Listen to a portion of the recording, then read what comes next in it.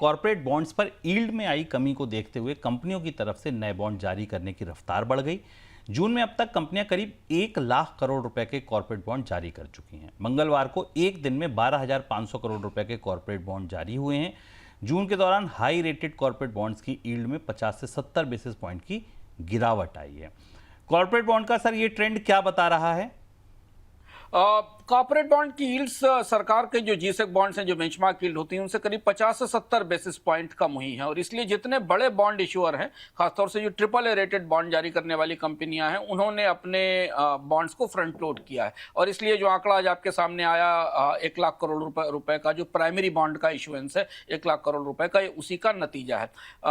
एक तो यील्ड में कमी है, तो सस्ती लागत मिल रही है, और दूसरी बात ये कि बाजार ये एक्सपेक्ट कर रहा है कि आने वाले दिनों में अब देर सवेर ब्याज दरें बढ़ेंगी। महंगाई की जो स्थिति है, कोई कमी की तो गुंजाइश कहीं से नहीं दिखाई देती। तो इससे पहले इस सस्ती दर पर जितने बॉन्ड बेच लिए जाए, जितना निवेश जुटा लिया जाए, वो उसका ये मौका है। तो इसलिए हमने कॉर्पोरेट बॉन्ड्स के इशुएंस में काफ़ी तेजी देखी है, और धीमे धीमे कॉर्पोरेट बॉन्ड बाजार भारत में शुरू भी हो रहा है। दो तरीके के इशुएंस होते हैं। प्राइमरी इशुएंस जो प्राइमरी मार्केट में किया जाता है, जिसमें कि आम निवेशकों से भी पैसा लिया जा सकता है, और प्राइवेट प्लेसमेंट्स में है। तो इन दोनों को मिला लिया जाए तो 2026 में अभी तक 9 लाख करोड़ रुपए के बॉन्ड करीब करीब कॉर्पोरेट फंड रेजिंग के जरिए जा चुके हैं, जिनमें प्राइवेट प्लेसमेंट के बॉन्ड भी शामिल हैं।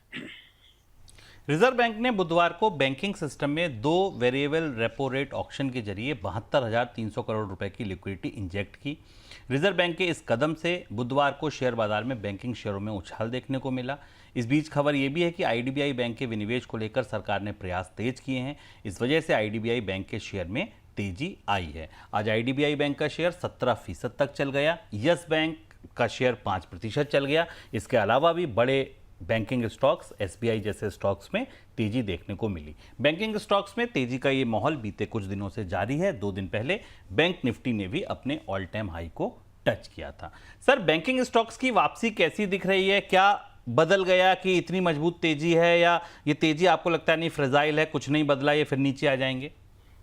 3-4 चीजें हुई बैंकिंग स्टॉक्स को लेकर। एक तो ये कि जो हमने आपको संकेत भी दिया था कि जो FCNR BA वाली विंडो खोली गई, जिसमें बैंकों के मार्जिन्स थोड़े बेहतर होते दिखाई दिए, तो बैंकों को के निम पर मदद मिली। दूसरी चीज है, बैंकों के नतीजे भी ठीक ठाक थे, मिले जुले थे, बहुत खराब नतीजे नहीं थे, लेकिन नतीजों की का उत्साह था। और तीसरी बड़ी बात यह कि जो वापस बाजार में रिकवरी आना शुरू हुई, उसमें आमतौर पर चूंकि बैंकिंग स्टॉक्स लीड करते हैं मार्केट को, तो बैंकों में हमने निवेशकों की खरीद वापस लौटते हुए देखी, जहां पर काफी करेक्शन हो चुका था।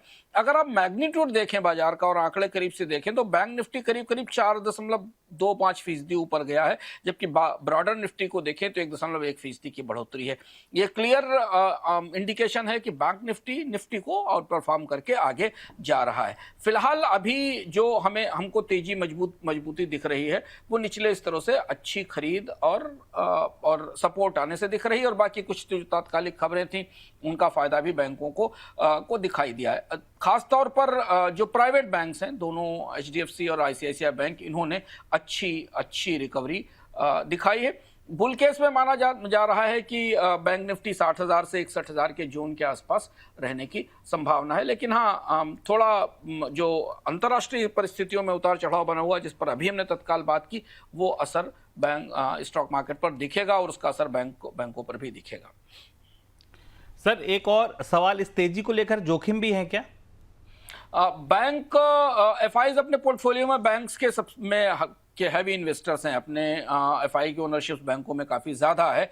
हमने पिछले 2-3 दिनों में थोड़ी FIs की खरीदारी देखी है, लेकिन विदेशी निवेशकों का रुख अभी भी डामाडोल है, भारतीय रुपए को लेकर, अर्थव्यवस्था को लेकर, कंपनियों के नतीजों को लेकर। तो सबसे बड़ा तो जोखिम यह है कि कहीं मुनाफा वसूली ना वापस आ जाए, क्योंकि हमने लगातार पिछले 1.5 साल में ऐसा देखा है, जब भी छोटे छोटे मूवमेंट्स बने हैं बाजार में रैली के, विदेशी निवेशकों ने आकर मुनाफा वसूली की है। तो पहला तो ये रिस्क है, जो रिस्क बना हुआ है बराबर, इस पर हम आगे भी चर्चा करेंगे। और दूसरी बात यह कि जो ग्लोबल जियोपॉलिटिकल शॉक्स हैं, अभी अचानक अगर फिर दोबारा मोर्चा खुल जाता है, और मुझे दोबारा बंद हो जाती है, तो इसका सीधा असर हमें दिखाई देगा। तो ये तेजी तो है, ट्रेडर्स के लिहाज से तो ये अच्छा मौका है, पर इन्वेस्टर्स को थोड़ा सतर्क होकर करीब से देखना चाहिए।